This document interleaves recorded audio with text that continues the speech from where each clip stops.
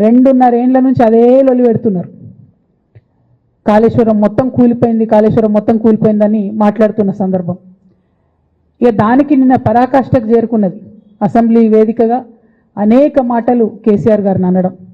నేను కేసీఆర్ గారి కూతురుగా కేసీఆర్ గారిని దగ్గర నుండి చూసినటువంటి వ్యక్తిగా చెప్తున్నాను. ఫస్ట్ టైం ప్రభుత్వంలోకి రాగానే, అధికారంలోకి రాగానే ఒక 6-7 నెలలు అయితే కేసీఆర్ గారు తన ఆఫీస్ రూమ్లో ఒక టేబుల్ మీద ఒక వాల్ అంతా కూడా పెద్ద టీవీ స్క్రీన్ ఉంటే 6-7 నెలలు కంప్లీట్గా రీసెర్చ్లోనే ఉన్నారు. ఎట్లా నీళ్లు తీసుకురావాలి తెలంగాణకు, ఏం చేయాలి మనం అనేటటువంటి రీసెర్చ్లు ఉన్నారు. అటువంటి వ్యక్తి మీద ఇట్లాంటి నిందలేయడం అన్నది నిజంగా దారుణం. కేసీఆర్ గారికి తిండి ధ్యాస ఉండదు, డబ్బు ధ్యాస ఉండదు, ఉండేది ఒకటే కేవలం తెలంగాణ ధ్యాస. నేను దాదాపుగా 2006 నుండి యాక్టివ్గా పాలిటిక్స్లో నేను కూడా పాల్గొంటూ వస్తున్నాను. తెలంగాణ ఉద్యమంలో పాల్గొన్నాను. అప్పటి నుంచి ఇప్పటి వరకు కూడా నేను చూస్తున్నా, ఎప్పుడు కూడా కేసీఆర్ గారు తెలంగాణ విషయం తప్పితే, ప్రజల విషయం తప్పితే పర్సనల్ విషయాలు మాట్లాడే టైము 0.1% కూడా ఉండదు. అటువంటి ఒక మహానేత మీద, అటువంటి ఒక మహానాయకుడి మీద ఇన్ని అబాండాలు వేస్తూ దాన్ని రోజుకొక రీతిగా చెప్పుకుంటూ, మాట్లాడితే చాలు కేసీఆర్ అవినీతి చేసిండు, మాట్లాడితే చాలు కేసీఆర్ ఏదో 1,00,000 కోట్లు దోసుకున్నాడు, నిజాం కన్నా రిచ్ అవ్వాలనుకున్నాడట. డెఫినెట్గా నిజాం బాటలోనే నడుస్తాం. నిజాం కట్టిన ఉస్మాన్ సాగర్లోనే కదా ఇయ్యాలటి కూడా హైదరాబాద్ ప్రజలు నీళ్ళు తాగుతున్నది. ఆ నిజాం ఆదర్శం, ఆ నిజాం స్ఫూర్తి అని కేసీఆర్ గారు చాలా సందర్భాలలో చెప్పిండ్రు. ఇవాళ కాళేశ్వరం కడితే నేను చెప్తున్నా గ్యారంటీగా ఇంకా 200 సంవత్సరాల తర్వాత కూడా తెలంగాణ బిడ్డలు కేసీఆర్ గారిని తలుచుకుంటారు. అటువంటి గొప్ప ప్రాజెక్టు కాళేశ్వరం ప్రాజెక్టు. ఆ ప్రాజెక్టు డెప్త్ అర్థం కాక, తెలంగాణ భౌగోళిక స్వరూపం మీకు అర్థం కాక, మీకు తెలంగాణ పట్ల అవగాహన లేక, కేసీఆర్ గారికి ఉన్న నాలెడ్జ్, ఆయన ఎక్స్పీరియన్స్, ఆయన ఉమ్మడి ఆంధ్రప్రదేశ్లో ఆయన అనుభవించినటువంటి వివక్ష, ఇప్పుడున్న ముఖ్యమంత్రి గారు ఉమ్మడి ఆంధ్రప్రదేశ్లో కూడా మనకు వ్యతిరేకంగా పనిచేసినటువంటి వ్యక్తి, ఇప్పటికి కూడా పక్క రాష్ట్రం ఎజెండా అమలు చేసేటటువంటి వ్యక్తి, ఇప్పటికి కూడా అక్కడ బనకచెర్లకు అట్లు కడతా ఉంటే మాట్లాడినటువంటి వ్యక్తి. అటువంటి వ్యక్తి నిన్న పొద్దు నుండి సాయంత్రం వరకు అసెంబ్లీలో కేసీఆర్ గారిని ఎన్ని అనరాని మాటలు అన్నారు, వింటుంటే గుండె తరుక్కపోతూ ఉంది. ఎందుకోసం అనాలి అన్ని మాటలు కేసీఆర్ గారిని? కేవలం రాజకీయ లబ్ధి పొందడానికి మాత్రమే, అంతకుమించి ఏమీ లేదు. ఇదే రేవంత్ రెడ్డి గారు అంతకుముందు ఒక టీవీ ఇంటర్వ్యూలో చెప్పారు, కేసీఆర్ గారికి పైసల మీద ఆశ లేదు, పాపం ఆయనకు మీటింగ్ పెట్టాలంటే కూడా పైసలు ఎప్పుడు కావాలంటే అప్పుడు చూస్తారు ఎక్కడున్నాయని, కానీ అప్పటిదాకా ఆలోచన కూడా చేయరని. మరి అటువంటి కేసీఆర్ గారి మీద ఇంత కుట్రపూరితంగా అభాండాలు ఎందుకు వేస్తున్నారు? వేసేటటువంటి అవకాశం ఎవరిచ్చారు అన్నది కూడా ఇవాళ బీఆర్ఎస్ పార్టీ శ్రేణులు కూడా ఆలోచన చేయాలి, తెలంగాణ ప్రజలు కూడా ఆలోచన చేయాలి. ఎందుకోసం వస్తుంది కేసీఆర్ గారికి అవినీతి మరక, ఎవరి వల్ల అంటింది అలా? అది ఆలోచన చేసుకోవాలి కదా మనం కూడా.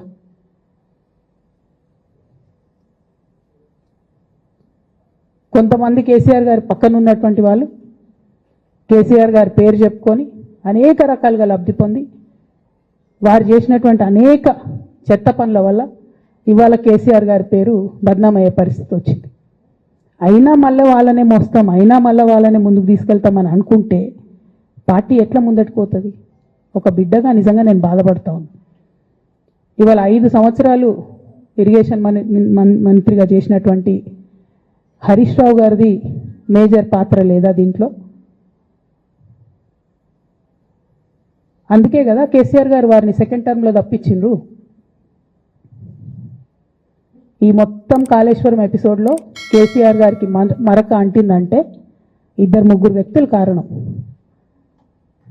మాజీ రాజ్యసభ సభ్యుడు ఒకలైతే, హరీష్ రావు గారు ఒకలైతే, మేఘా కృష్ణారెడ్డి గారు ఇంకోటి, మేఘానో బోగానో ఏదో, ఈ పెద్ద పెద్ద కాంట్రాక్టర్లు అందరితో కుమ్మక్కై కేసీఆర్ గారు ప్రజల కోసం ఆలోచన చేస్తే, నీళ్ళ కోసం ఆలోచన చేస్తే, వీళ్ళు సొంత వనరుల కోసం, డెవలప్మెంట్ కోసం, ఆస్తులు పెంచుకోవడం కోసం ఆలోచన చేసి ఇవాళ మీ వల్ల రేవంత్ రెడ్డి లాంటి వ్యక్తి, తెలంగాణ ఉద్యమానికి సంబంధం లేని వ్యక్తి, కేసీఆర్ గారి కాలి గోటికి సరిపోని వ్యక్తి, ఆయన నిలబడి కేసీఆర్ గారిని చేయెత్తి చూపించి కేసీఆర్ గారి మీద సిబిఐ ఇవాళ నేను వేస్తా అని చెప్తున్నాడంటే కారణం ఎవరు దీనికి? నేను భరించిన, ఇదే హరీష్ రావు గారు, ఇదే సంతోష్ రావు గారు అనేక కుట్రలు చేసినా కూడా భరించిన. నా మీద ఓపెన్గా మీడియా మిత్రులందరితో రకరకాల మాటలు చెప్తే కూడా నేను భరించిన. నా పర్సనల్ అటాక్కి నేను ఎప్పుడు కూడా వాళ్ళను ఇంతవరకు పేరు పెట్టి పిలవలేదు, మాట్లాడలేదు. ఫస్ట్ టైం చెప్తున్నా నేను. ఎందుకోసం చెప్తున్నా? కేసీఆర్ గారికి ఈ వయసులో సిబిఐ ఎంక్వైరీ ఏందండి? ఎందుకోసం ఆ కర్మ పట్టింది? ఎందుకు భరించాలి? ఇటువంటి వాళ్ళని చూస్తూ ఎందుకోసం ప్రొటెక్ట్ చేసుకోవాలి? బీఆర్ఎస్ పార్టీ తమ్ములకు కోపం రావచ్చు, కానీ వాస్తవాలు చేదుగున్నా అప్పుడప్పుడు మాట్లాడుకుంటేనే, మందు తీసుకుంటేనే ఆరోగ్యం మంచిగా అవుతుంది. ఇట్లా చెప్పుకుంటూ పోతే చాలా చాలా అంశాలు ఉన్నాయి. వాటన్నిటి జోలికి నేను పోదలుచుకోలేదు. కానీ కేసీఆర్ గారు హిమాలయ పర్వతం అంత ఎత్తు లాంటి పర్సనాలిటీ ఆయనది. ఆయనను చేయబెట్టి చూపించి అవినీతి అని అంటే నిజంగా చాలా బాధ అవుతా ఉన్నది. ఎందుకంటే నా పెళ్ళప్పుడు నా పెళ్లి చేయడానికి కూడా ఇబ్బంది పడ్డటువంటి వ్యక్తి ఆయన. రాజకీయాలలో 40-50 ఏళ్ళు ఉంటే కూడా ఆస్తులు సంపాదించుకోలే కేసీఆర్ గారు. అనేక మంది వాళ్ళు మాట్లాడుతుంటారు, చాలా మాటలు మాట్లాడుతుంటారు, కానీ నాకు తెలుసు, నేను దగ్గరుండి ఆర్థిక పరిస్థితి చూసిన కాబట్టి ఎన్నడూ ఆయనకు ఆశ లేదు. అటువంటి మనిషిని పట్టుకొని సిబిఐ ఎంక్వైరీ ఇస్తాం, ఇదేస్తాం, అదేస్తాం. ఎవరు కారణం దీనికి అంతటికి? ఈ చేతగాని కాంగ్రెస్ ప్రభుత్వం మీ ఏసీబీ వాళ్ళు పోయి కాళేశ్వరంలో పనిచేసిన 3 ఇంజనీర్లను పట్టుకుంటే ఒక్కొక్క ఇంజనీర్ దగ్గర 100 కోట్ల ఆస్తులు వెళ్తే మీకు ఎందుకు ఎంక్వైరీ చేసే దమ్ము లేదు? వాళ్ళు వెనకాల ఎవరున్నారో ఎందుకు ఎంక్వైరీ చేస్తలేరు? ఖచ్చితంగా నేను ఇవాళ చెప్తా ఉన్నా, హరీష్ రావు గారు వెనుక, సంతోష్ రావు గారు వెనుక రేవంత్ రెడ్డి గారు ఉన్నారు. వాళ్ళని ఖచ్చితంగా కాపాడతారు అన్ని విషయాలను. వాళ్ళని ఏమనరు, వాళ్ళ గురించి ఏం మాట్లాడరు. బాణం ఎంతసేపు కేసీఆర్ గారి మీద ఉంటుంది. కేసీఆర్ గారిని మాట్లాడాలి, కేసీఆర్ గారిని బదనాం చేయాలి. కానీ దగ్గరుండి ఈ అవినీతి అనకొండలు బీఆర్ఎస్ పార్టీని ఏదైతే డిస్టర్బ్ చేసిండ్రో వాళ్ళని మాత్రం ఏమనరు. ఈ ఇంటర్నల్ అండర్స్టాండింగ్ అనేది ఎక్స్పోజ్ కావాలి. రేపటి నుంచి నేను ఛాలెంజ్ చేసి చెప్తున్నా కదా, రేపటి నుంచి ఏం మాట్లాడతారు తెలుసా? ఈ మొత్తం బ్యాచ్లన్నిటికీ సోషల్ మీడియా బ్యాచ్లు ఉన్నాయి. వీళ్ళందరికీ బాగా చాలా చాలా బ్యాచ్లు ఉన్నాయి.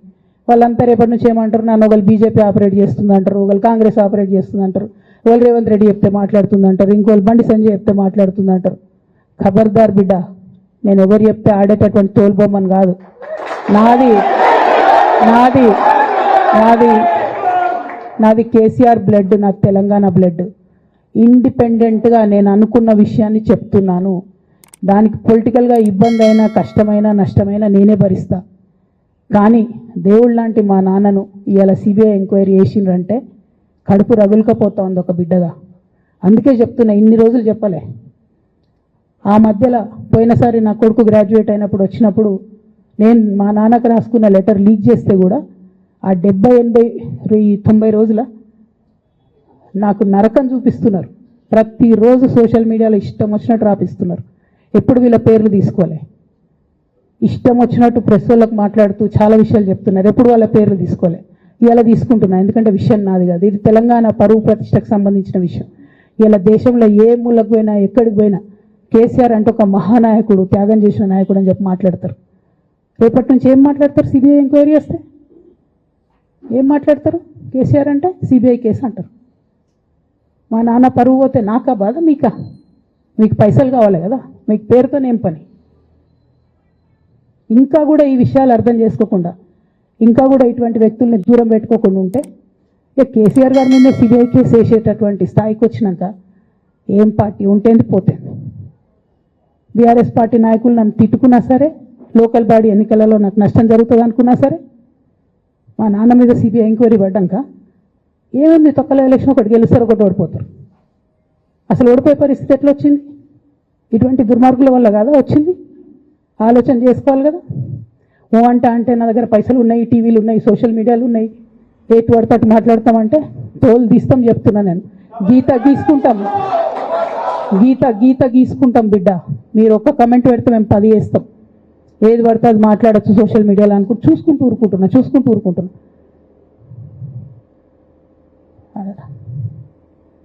పెద్ద సార్ దగ్గరికి వచ్చినాక ఇక కాంప్రమైజ్ అయ్యేది ఏం లేదు. ఘోష్ కమిషన్ వేసిన రోజే నేను చెప్పిన, ఎందుకు రియాక్ట్ కాలేదు పార్టీ అని అడిగిన ఆ రోజున.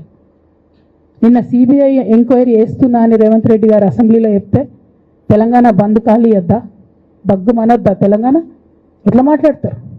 నిజంగానే మనిషి అవినీతి అయితే, నిజంగానే మనిషి డబ్బులు తినోడైతే వేరు మాట. ఆయనకు తిండి మీద కూడా ధ్యాస ఉండదు బాబు. తెలంగాణ తెలంగాణ అదే పిచ్చి. అట్లాంటి మనిషిని పట్టుకొని ఇవాళ ఏది పడితే అది మాట్లాడితే కూడా రియాక్ట్ కాకపోవడం చాలా దారుణం, చాలా చాలా దారుణం. నేను దీన్ని తీవ్రంగా ఖండిస్తున్నా. At the same time Congress government PC కోర్స్ కమిషన్ వేసిండ్రు. రెండేళ్ల నుంచి టైంపాస్ చేస్తారు. ఆ కమిషన్ రిపోర్ట్ వచ్చింది. ఆ రిపోర్ట్ నిన్న అసెంబ్లీలో పెట్టిండ్రు. ఇంకా దానికి ఏమిట్లకేం లేదు, దాంట్లోకి ఏం చర్యలు తీసుకుంటారో చెప్పారు, ఏం చేస్తారో చెప్పారు. తక్కువ మంది సిబిఐకి ఇచ్చేస్తారు. అంటే ఇది ప్రీ ప్లాన్డ్, ప్రీ మెడిటేటెడ్, ఖచ్చితంగా కేసీఆర్ గారి ప్రతిష్ట దెబ్బతీయాలనేటటువంటి ప్రీ మెడిటేటెడ్ అటాక్ తప్పితే ఇంకోటి కాదు. ఇన్ని ఏజెన్సీస్ ఉన్నాయి రాష్ట్ర ప్రభుత్వంలో. మీ ఏసీబీకే దొరికింది కదా ఇదే కాళేశ్వరంలో అవినీతి తిమంగళాలు. ఏమైంది అది? ఏమైంది ఆ రిపోర్ట్? ఏమైంది? వాళ్ళ మీద చర్యలు ఏమైనాయి? దాని కంక్లూజన్ ఏంది? ఒక్క చిన్న ఎంక్వైరీ కూడా ఇప్పటివరకు కంక్లూడ్ చేయలేదు కాంగ్రెస్ గవర్నమెంట్. ప్రచారం ఎక్కువ, పని తక్కువ. ఎప్పుడైనా మీ తప్పిదాలు బయటపడుతున్నాయి అనుకుంటే, ఎప్పుడన్నా ప్రజలు తిరగబడతారు అనుకుంటే వెంటనే ఒక రిపోర్ట్ వేయాలి, వెంటనే కేసీఆర్ మీద ఒక ఆరోపణ చేయాలి. ఇప్పటికి కూడా రేవంత్ రెడ్డి గారికి కేసీఆర్ గారి పేరు చెప్పుకోకపోతే ఆయన ఫోటో కూడా పేపర్లో వేరేమని భయం పాపం. అందుకని ఆయన రోజు పొద్దుగాలేస్తే కేసీఆర్ని తిట్టుడే తప్పితే ఇంతవరకు కూడా వేరే ఆలోచన చేయడం లేదు. మేము డిమాండ్ చేస్తూ ఉన్నాం కాంగ్రెస్ ప్రభుత్వాన్ని, మీరు బట్టగాల్చి మీదేసినట్టు ఆరోపణలు వేయడం కాదు, మీకు దమ్ము ధైర్యం ఉంటే నేను పేర్లు కూడా చెప్పిన, చూడండి ఎక్కడి వరకు పోతారో చూస్తాం. మీకు అండర్స్టాండింగ్ లేకపోతే మీకు అండర్స్టాండింగ్ పెట్టుకొని కేసీఆర్ గారిని టార్గెట్ చేయడం ఇది పొలిటికల్గా కరెక్ట్ కాదు. మన రాష్ట్రంలో ఇటువంటి వాతావరణం ఇదివరకు లేకుండే, రేపు పొద్దున కూడా ఉండొద్దని చెప్పి నేను కోరుతాను. కాంగ్రెస్ ప్రభుత్వం కేవలం కాళేశ్వరం విషయమే కాదు, బీసీల విషయంలో ఎంతగా మోసం చేస్తున్నారు. ఫస్ట్ ఏమో బిల్లు పెడతారు, మేమందరం లొల్లు పెడితే టైంపాస్ చేసి 1.5 year తర్వాత బిల్లు పెట్టిరు. బిల్లు పెడితే కనీసం గవర్నర్ దగ్గర పోరు, కనీసం రాష్ట్రపతి దగ్గర పోరు, ప్రధానమంత్రి దగ్గర పోరు. గవర్నర్ పెండింగ్ పెట్టుకుంటే ఎందుకు సుప్రీంకోర్టు కోతలేరు? ఇంకా కూడా మళ్ళీ ఛాలెంజ్ చేసి అడుగుతా ఉన్నాను నేను, ఎందుకు సుప్రీంకోర్టు కోతలేరు? మీరు September 30 లోపల ఎన్నికలు చేస్తామని చెప్పిండ్రు. September 30 లోపలైనా సుప్రీంకోర్టుకు పోండి. డీమ్ టు బి అప్రూవ్డ్ అనుకుంటే ఇదే ఎలక్షన్లో బెనిఫిట్ అవుతుంది కదా బీసీలకు. ఆ తర్వాత ఇంకొక ఆర్డినెన్స్ తెచ్చిరు, అది పెండింగ్ ఉంది గవర్నర్ దగ్గర. కనీసం దాని మీద సుప్రీంకోర్టు పోండి, దాని మీద కూడా పోతలేరు. మళ్ళీ నిన్న కొత్త కథ, 50% స్లాబ్ ఎత్తేస్తామట. కామెడీ రోజు రోజుకి. ఏంది ఇది?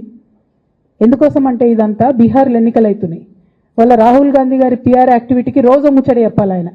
ఇక్కడ వీళ్ళు నిన్న 50% క్యాప్ ఎత్తేస్తున్నామని కొత్త కథ చెప్పిండ్రు. మీరు చూడుని రేపెల్లు నుంచి రాహుల్ గాంధీ బీహార్లో ఏం మాట్లాడతాడు? హమ్నే 50% సీట్ తోడది అంటాడు ఆయన బీహార్ ఎన్నికలలో. ఆయన అక్కడ చెప్పుకోవాలి కాబట్టి పిఆర్ యాక్టివిటీ కోసం వీళ్ళు ఇక్కడ చేస్తున్నారు తప్పితే బీహార్ ఎన్నికల కోసం తెలంగాణ బీసీ బిడ్డలను బలిపెడుతున్నారు రేవంత్ రెడ్డి గారు తప్పితే నిజంగా చిత్తశుద్ధితోని బీసీలకు ఏదైనా బెనిఫిట్ చేద్దామనే ఉద్దేశమే మీకు లేదు. అటువంటి ఉద్దేశం మీకు ఉంటే మీ వైఖరి ఇట్లా ఉండదు. కేవలం కాంగ్రెస్ పార్టీ బీసీలను నయవంచన చేస్తున్నది. మీరు ఇట్లనే చేస్తుంటే బీహార్ ఎన్నికలు వస్తే మేము తెలంగాణ జాగృతి మొత్తం పోయి బీహార్లో మీకు వ్యతిరేకంగా ప్రచారం చేస్తాం. తెలంగాణ బీసీలను మీరు మోసం చేసిరని చెప్పి అక్కడికి పోయి కూడా మీకు ప్రచారం చేస్తాం. మీ యొక్క బండారం కూడా బయట పెడతామని ఈ సందర్భంగా నేను తెలియజేస్తా ఉన్నా. బీసీల విషయమైనా కాళేశ్వరం విషయమైనా చిత్తశుద్ధి లేనటువంటి కాంగ్రెస్ పార్టీని ఖచ్చితంగా మీ వైఖరిని ఎండగడతామని చెప్పి తెలియజేస్తూ, సిబిఐ ఎంక్వైరీ చేసుకున్నా మీరు ఏ ఎంక్వైరీ చేసుకున్నా కేసీఆర్ గారు మాత్రం కడిగిన ముత్యంలాగా బయటకు వస్తారని మళ్ళొకసారి తెలియజేసుకుంటూ మీ అందరి దగ్గర కూడా నేను సెలవు తీసుకుంటా ఉన్నాను. Thank you.